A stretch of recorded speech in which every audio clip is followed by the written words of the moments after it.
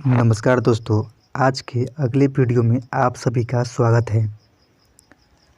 दोस्तों, आज के इस वीडियो में हम जानने वाले हैं कि एम.कॉम कोर्स कैसे करें। अगर आप एक स्टूडेंट हैं तो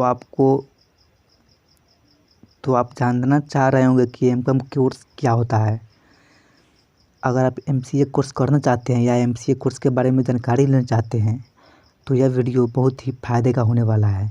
आप इस वीडियो को पूरा देखिए, पूरी की पूरी जानकारी आपको एम.सी.ए कोर्स के बारे में मिल जाएगा कि एम.सी.ए कोर्स कैसे करें, एम.सी.ए कोर्स कितने साल का होता है, एम.सी.ए कोर्स में के फीस कितना रहता है। इस सभी चीज़ के बारे में जानकारी आपको इस वीडियो में मिल जाएगा। तो आप इस वीडियो को पूरी की पूरी देखिए। तो चलिए हम वीडियो को अब शुरू करते हैं।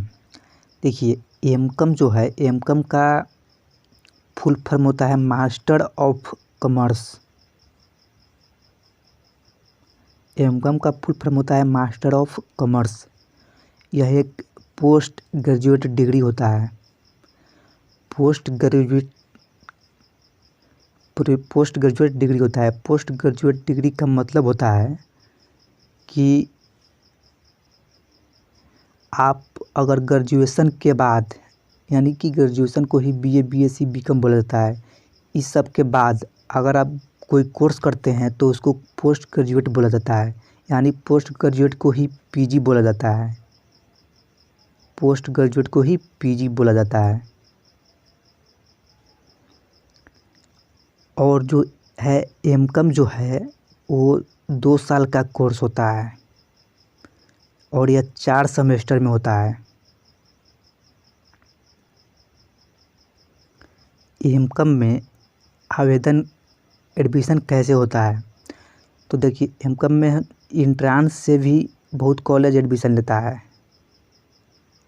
और कुछ डायरेक्ट भी एडमिशन होता है। तो आप जहां अपने एरिया में पता करके एडमिशन ले सकते हैं। सेक्टर या उद्योग: accountant, cashier, chartered account, investment banker, professor. और जो है एम.कॉम करके कितना हम कमा सकते हैं? तो इसका जो वेतन है 4 से 10 लाख सालाना है। इतना आप कमा सकते हैं। अब हम बात करते हैं कि एम.कॉम कोर्स क्या है। देखिए, एम.कॉम 2 साल का एक पोस्ट ग्रेजुएट डिग्री कोर्स है जो हम पीछे बताए हैं। तो 4 सेमेस्टर में होता है। एक सेमेस्टर 6 महीने का होता है और 2 साल में 4 सेमेस्टर होता है। और जो विद्यार्थी मतलब कि एजुकेशनल फील्ड में जाना चाहते हैं, मतलब कि टीचर बनना चाहते हैं, लेक्चर बनना चाहते हैं, उसके लिए एम.कॉम कोर्स बहुत ही फ़ायदे का होता है। अब हम बढ़ते हैं आगे।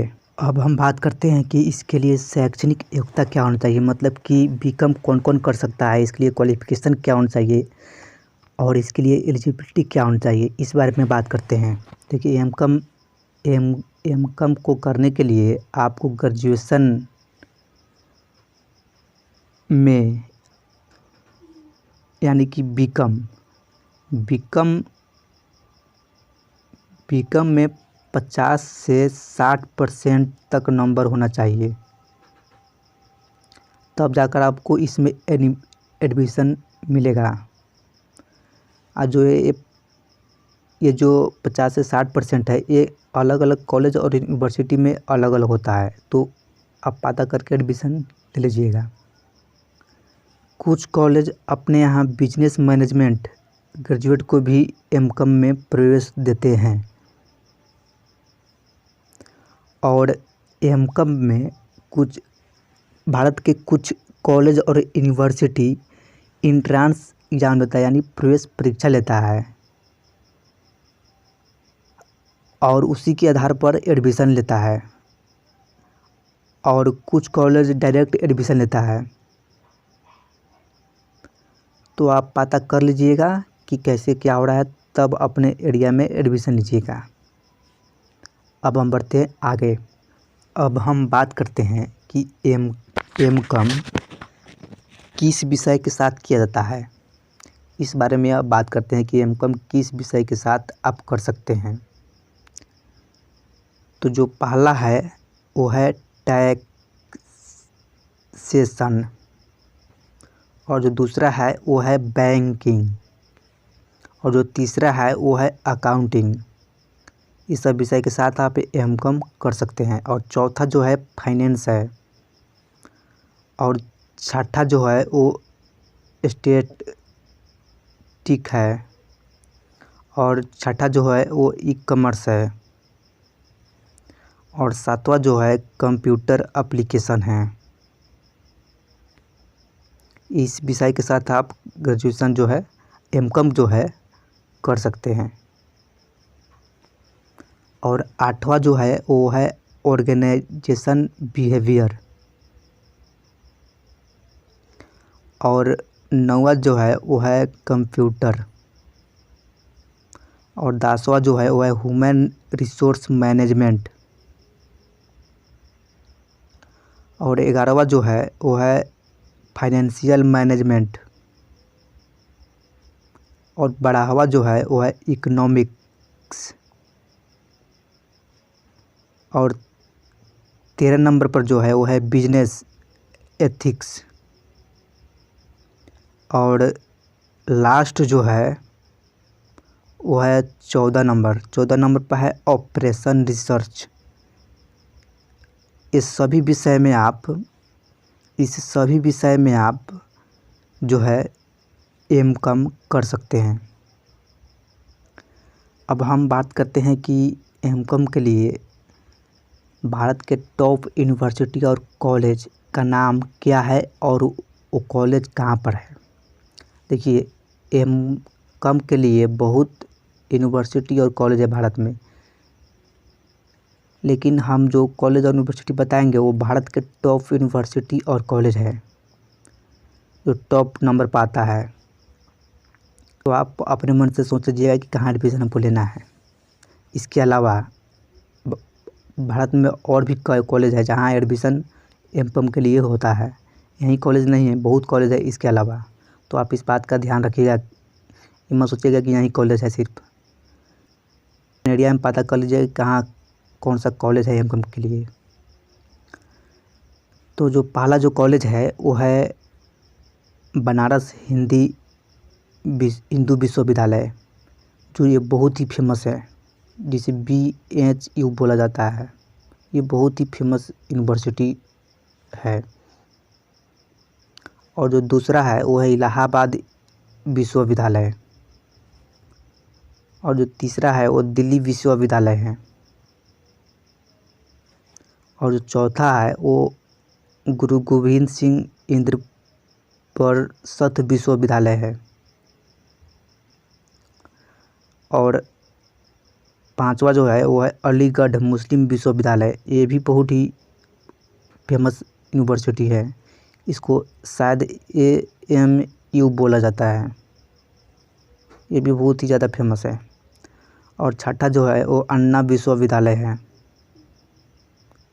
और सातवां जो है वो है लखनऊ विश्वविद्यालय। तो ये सब भारत के टॉप यूनिवर्सिटी और कॉलेज है। और आठवां जो है वो है मुंबई विश्वविद्यालय, और